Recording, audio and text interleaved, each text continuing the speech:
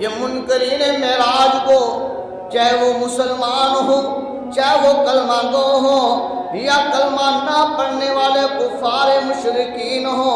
یا کفار مکہ ہو، یا کفار مدینہ ہو، یا کسی سرزمین پر رہنے والا کوئی کافر ہو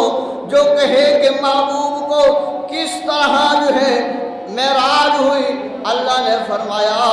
حضور صلی اللہ علیہ وسلم کی تکذیب جس نے کی، آپ کو جھوٹا کس نے کہا،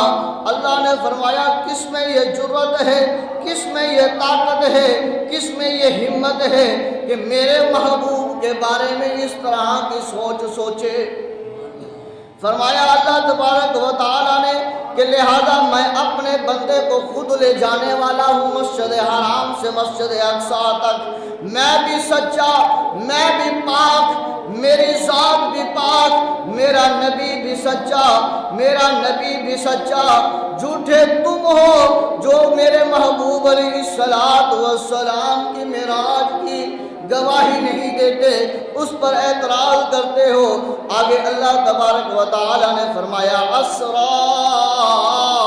سیر کروائی، یہ بھی بتا دیا واقعہ معراج کے بارے میں کہ میرے محبوب علیہ السلام پر تمہیں اعتراض کرنے کا کوئی حق نہیں ہے،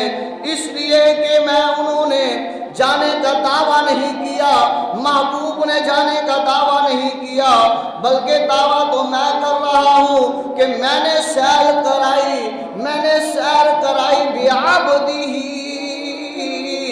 عبد کو